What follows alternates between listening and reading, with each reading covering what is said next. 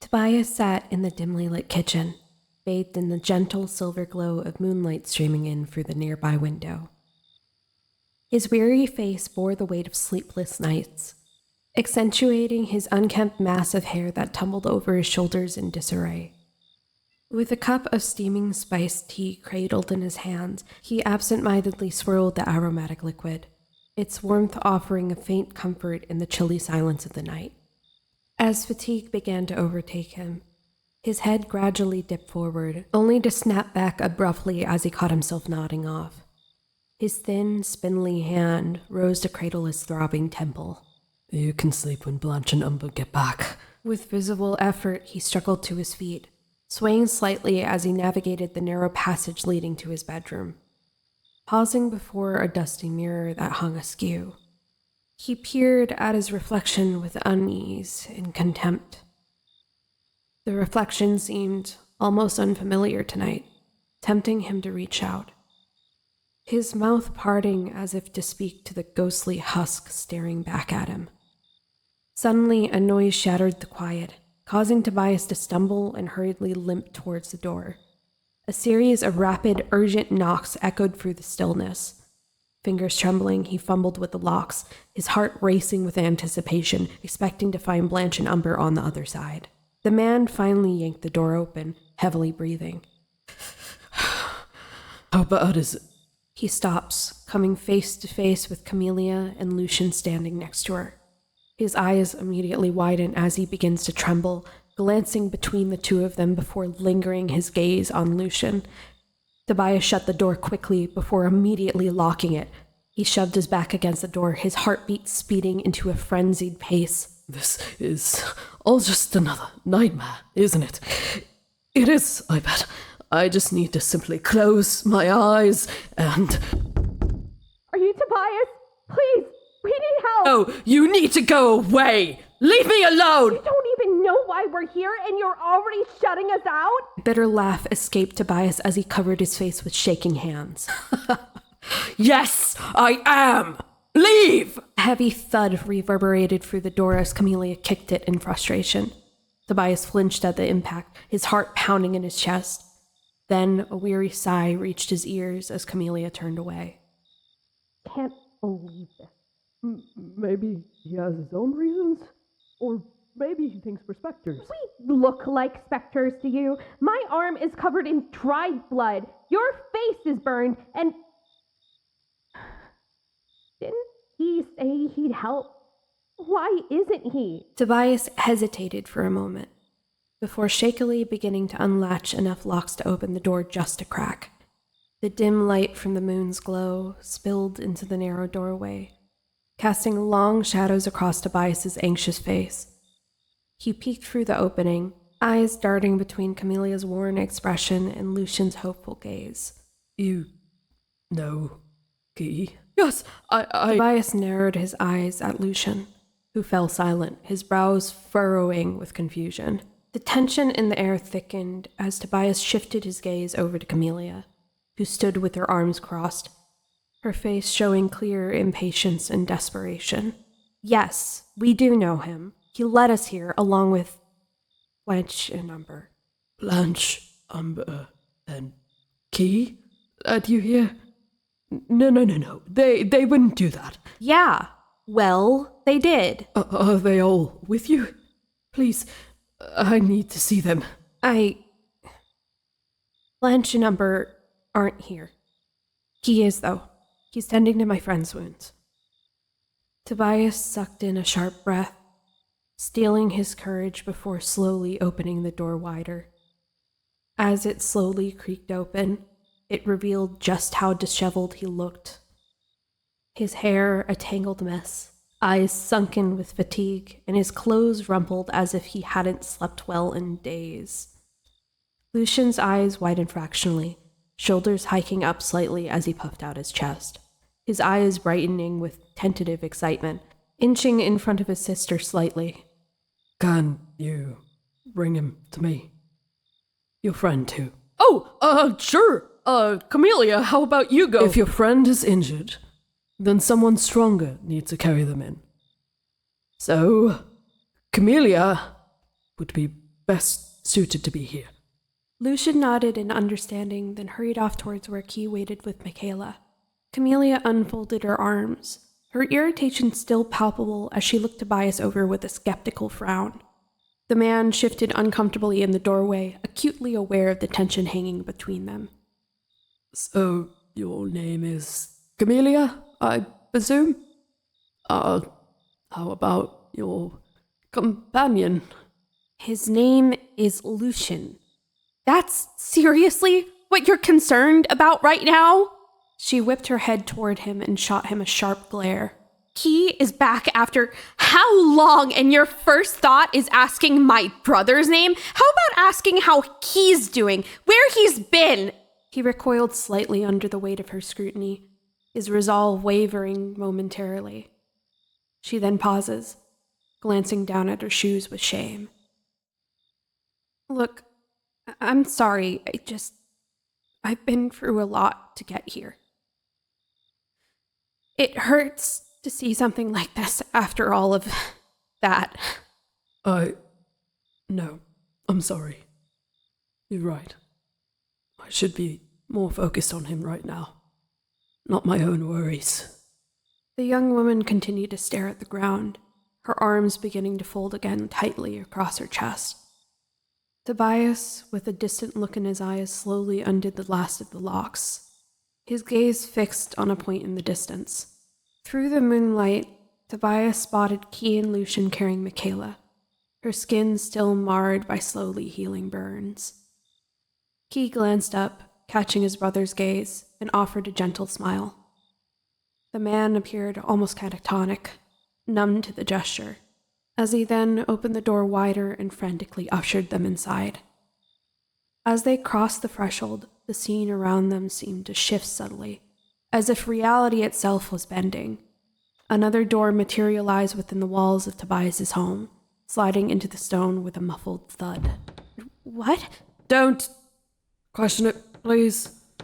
Just bring your friend in there. I have plenty of things to heal burns. Camellia nodded, her expression softening slightly as she and Lucian took Michaela from Key's arms. Michaela murmured softly under her breath, her voice a fragile whisper in the quiet tension of the room. Tobias stood by, watching intently as the trio made their way towards the newly manifested nurse room. Sweat glistened on his forehead, the anxiety beginning to weigh on him. He turns back to look at his brother, eyes wide with worry as he lingered next to him. Tobias? Tobias quickly brings the boy into a hug. I'm sorry. I'm sorry I said all those things to you. I promise I don't want you gone. The boy slowly hugged him back, burying his head into his older brother's shoulder. I cannot lose you again. Not like that. I promise I will stay as long as you need me to. Key led him into the adjoining room, where Camellia nervously gathered ingredients to make salves. Her hands trembled slightly as she measured out herbs and oils, uncertainty flickering in her eyes. Quietly, Tobias approached her from behind, gently taking the mortar and pestle from her hands. Without a word, he began to grind and mix the ingredients, his movements precise and focused. Camellia glanced back at him with a pleasantly surprised look on her face, briefly meeting his eyes before returning her attention to the task of looking over Michaela's injuries. Meanwhile, Key and Lucian carefully settled her into the bed, her face contorted in pain, sweat trickling down her brow. Lucian, ever curious, scanned the room with wide eyes, absorbing every detail with mild excitement. Tobias looked between the three of them before settling his gaze on Camellia. So, you all are mortal, then? Camellia crossed her arms again, not as terse as she was before, but still stern in her stress. I just have to ask, how did you all get in? There's a barrier between Kalphos and the rest of the world. We don't know. Lucian had heard of Kalphos when he was younger, that there was a man who could perform miracles there, so we took a boat. Tobias remained silent, grinding the herbs in the mortar with increased intensity. As far as I knew, Kalphos was destroyed. right? Well, both of those statements are false. Kalphos is intact, and there's no miracle worker here. He paused, stopping his motion for a moment as he looked down at the floorboards. Just me. Back in motion again, his eyes narrowed and his lips curled into a wry smirk. The person who told you that must have a love of fairy tales and fables. That, although a bloody liar. Well, actually, he told us that Kalphos was intact. Not only that, but you did create that new room. Key glanced down at his hands, a shadow crossing his face, while Tobias remained silent, focused on gently applying the salve to Michaela's burns. Lucian, now isn't the time. Let him tend to Michaela first. Lucian shot Camellia a look of annoyance, his ears flattening against his head. Tobias looked up at her gratefully before returning his attention to the treatment. Is there any specific reason you were looking for this alleged miracle worker? Our mother is... she's dying. I apologize. If you traveled here, then it must be quite difficult. With a grunt, he set the rag he had been using down on the makeshift work surface. Sadly, I cannot help. Camellia lowered her gaze, her eyes fixed firmly on the floor as a wave of dismay washed over her. So, we came all this way for nothing? There must be something you can do! Tobias gulped, turning away from the two siblings. I'm sorry. I want nothing more than to help, but I can't leave. Tobias, they've traveled so far. Can you please give them a chance? The man simply gritted his teeth, his jaw clenched tight and his fist balled at his sides. The strain in his posture was palpable, veins standing out against his temples as he wrestled with his inner turmoil. Camellia, sensing the discomfort radiating from him, moved closer and studied his face intently, her brow furrowing in concern. Her eyes widened slightly before she spoke. You're not sure, are you? Tobias didn't respond, simply looking straight at the wall. It's okay. We can wait. I have a feeling that everything will be all right. Thank you. I appreciate the consideration. In return, I will do my best to make a clear decision. What? We can't afford to wait. If he can actually do it, he should be able to leave. Lucian, please. I'm asking this once. Can you please just understand? He doesn't want to right now. We can't just force him. Lucian frowned, his brows arching in confusion and dejection. He nodded slowly, his ears twitching with uncertainty as he absorbed the gravity of their situation. Tobias nodded toward the other wall, the room sprouting more doors in the brick, one for each of them. Camellia turned back toward the man, looking him up and down as he struggled to speak. Finally, he cleared his throat. I presumed you'd stay here in the meantime, so... I only have a few rules. Do not break anything. Do not ask me to use magic under any circumstances. And do not go further north. Otherwise, you are free to do as you wish. After a moment of thorough scrutiny, Camelia's heckles lowered, gaze softening as she tilted her head. I can continue taking care of Michaela. You already sound like you have your hands full. Tobias looks up at her with surprise. Yeah, I do. Thank you. Farewell. Tobias awkwardly pushed himself up from where he had been seated, his movements stiff and unsteady. Without meeting anyone's gaze, he quietly left the room, his footsteps echoing faintly down the hall. Camellia watched him go, her expression tinged with concern and a hint of empathy. She exchanged a fleeting glance with Lucian, who looked back at her with an unreadable expression. His ears drooped slightly, making the conflict deep within himself clear. Lucian? His expression of rejection seemed to disappear as soon as it came, waving off her concern quickly. I'm alright. He seems very nice. And he'll be able to help us eventually, right? He smiled, growing excited again. He's more fascinating than I'd ever dreamed. To think someone like him exists, it's extraordinary. The wooden boy next to him glared at his fists, still dead quiet. Camellia pulls her lips back in a grimace. He's not a marvel, you know. Well, of course. But you also refuse to listen to all the stories we were told. That's because the person who told us them is a liar. Tobias is right. You just don't understand. Can you just stop for one moment? My brother isn't some bedtime story. He's a real person. Lucian shrunk back in surprise at Key's sudden outburst. Key? I'm sorry it came across as that. I didn't mean it. Key turned away abruptly, his footsteps heavy as he stalked away from Lucian. He disappeared into one of the guest rooms, the door slamming shut behind him with a resounding thud that echoed through the quiet house. Lucian stood in the nurse room, flabbergasted for a moment, before his entire posture seemed to slack forward with despair. Lucian, I'm sorry. No, you're not. As Lucian retreated to his own room, the soft click of the door locking reverberated. This left Camellia alone with the unconscious Michaela. She settled herself beside Michaela, her movements gentle and deliberate. She took Michaela's hand in her own, squeezing it softly, a gesture of comfort and solidarity amidst the uncertainty.